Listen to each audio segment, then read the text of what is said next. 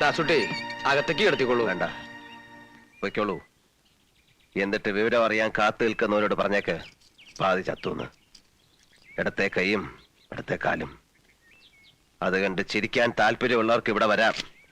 സഹതപിക്കാനാണെങ്കിൽ ഒരു നായന്റെ മോൻ ഇങ്ങോട്ട് വരണ്ട.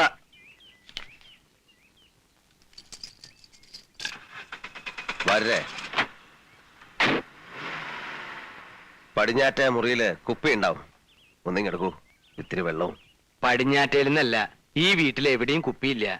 ഇനി ഈ തൊടിയിൽ കള്ള് കയറ്റുന്ന കാര്യം പറയണ്ട, അത് നടക്കില്ല. ആഹാ, ഒറ്റ ചവിട്ടയാൻ ചേരും. ചവിട്ടാലോ? ഓ, നേരെ നിന്നിട്ട് വേണ്ട ചവിട്ടാൻ. എനിക്കത് അറിയാല്ലേ അല്ലേ?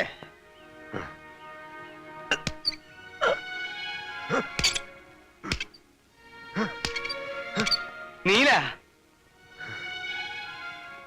എന്നോട് ദേഷ്യം തോന്നിയാലും സാരില്ല. വൈദ്യർക്കൊരു വാക്ക് കൊടുത്തിട്ടുണ്ട്.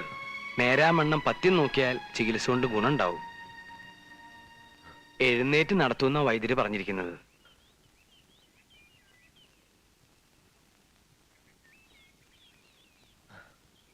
ഇന്നേ വരെ ഞാൻ അനുസരിച്ചിട്ടേ ഉള്ളൂ. ഈ കാര്യത്തിൽ ഞാൻ പറയണത് കേൾക്കുക. എല്ലാവരും എന്നോട് കാരുണ്യം കാട്ടുകയായിരുന്നല്ലോ വാര്യരെ. പിതൃത്വം മറച്ചു വെച്ച് അമ്മ, കഴുത്തറക്കാതെ പാതയിൽ നിർത്തി ശേഖരൻ, അല്പപ്രാണൻ തിരിച്ചു നൽകിക്കൊണ്ട് ഡോക്ടർമാർ, കാരുണ്യം കൊണ്ട് കരള് കുത്തി പറിക്കുക. ഇതിനെല്ലാം ഞാൻ എന്ത് തെറ്റാ വാര്യരെ ചെയ്തത്? അതോ ഇതിൽ കൂടുതലാണോ ഞാൻ അർഹിക്കുന്നത്?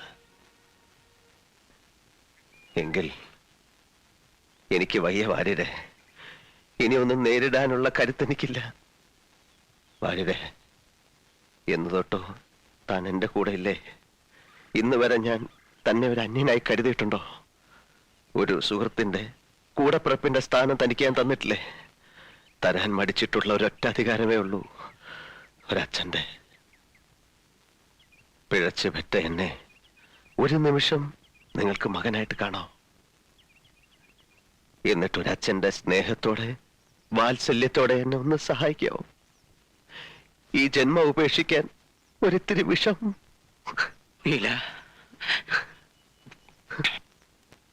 ഒന്ന് വേഗം ആട്ടടോ. തീർത്തിട്ട് തെക്കാൻ കണ്ടത് കപ്പാണുള്ളതാ. ഓ ആ,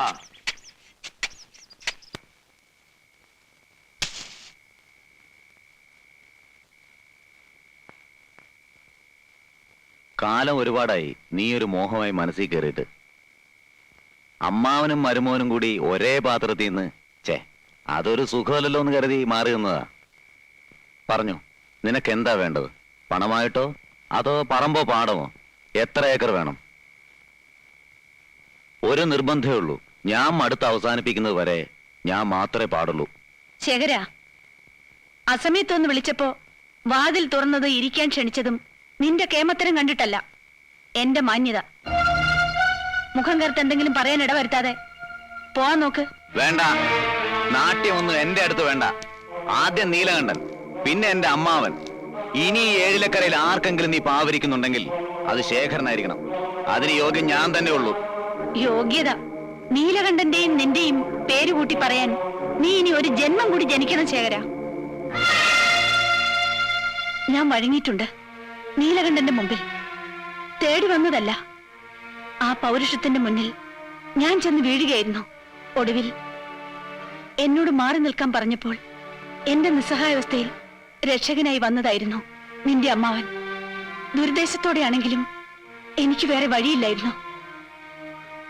നീ ഇപ്പോൾ അഹങ്കരിക്കുന്നുണ്ടാവും നീലകണ്ഠനെ വീഴ്ത്തിയെന്ന്. 10 ആളിന്റെ ബലവും ഇരുട്ടിന്റെ മറവും ഇല്ലാതെ നേർക്ക് നേരെ നിനക്കൊരു ചുക്കം ചെയ്യാൻ കഴിയില്ല. ഇപ്പോഴും ഈ നിലയിൽ രണ്ടു കാലി നിവർന്നു നിൽക്കാൻ കഴിയാത്തന്റെ വീരം പറയുന്നു. ചത്താലും തീരില്ല അവന്റെ മഹത്വം.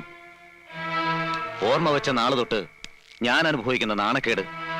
കളിപ്പന്ത് കളിക്കുന്ന മൈതാനത്ത് അമ്പലക്കുളത്തിൽ മുങ്ങാങ്കുഴിയിടുമ്പോ എന്നെ തോൽപ്പിക്കാനായി എന്നും അവനുണ്ടായിരുന്നു. ഇപ്പോ നിന്റെ രൂപത്തിൽ അവൻ എന്നെ ജയിക്കുകയാണ്. ഇല്ല, അവന്റെ നാശം, ഇഞ്ചിഞ്ചായി ചതഞ്ഞുള്ള അവന്റെ മരണം കാട്ടിത്തരാൻ നീ അടക്കമുള്ള എല്ലാവർക്കും. ഇനി എനിക്കത് വ്രതമാണ്. നോക്കിയോ.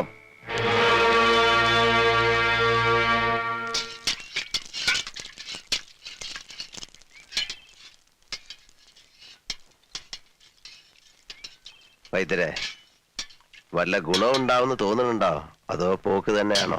ആദ്യം വേണ്ടത് വിശ്വാസ, വൈദ്യത്തിലും വൈദ്യനിലും. എനിക്കൊന്നിലും വിശ്വാസമില്ല. അത് വേണം.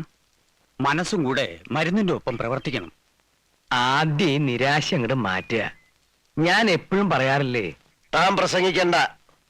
തനിക്ക് എല്ലാത്തിനും ഉണ്ടല്ലോ ഓരോ ന്യായീകരണങ്ങള്. അതെ, എന്നെ തിന്നാൻ വന്നോളൂ.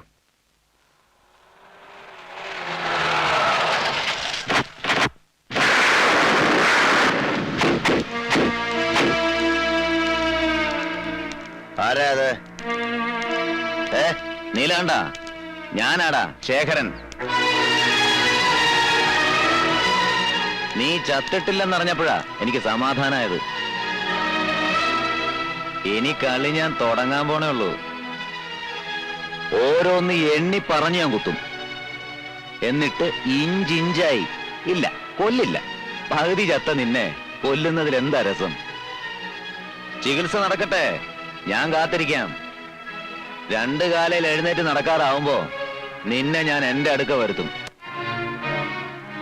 നീ എന്താടോ ഒന്നും മിണ്ടാത്തത്? എന്താടോ കളവ തന്റെ മുഖത്തൊരു കടുപ്പം? എന്നെ അങ്ങ് കടിച്ചു കയറി കളയുമെന്ന് തോന്നുന്നുണ്ടോ കണ്ട? നിർത്തടാ ചറ്റേ. ഓ, അപ്പൊ നിന്റെ നാക്ക് ഇറങ്ങിയിട്ടില്ലല്ലേ? ഇല്ലടാ നായിന്റെ മോനെ. കിടക്കട, ഉണക്കാണ്ട് കിടക്ക്.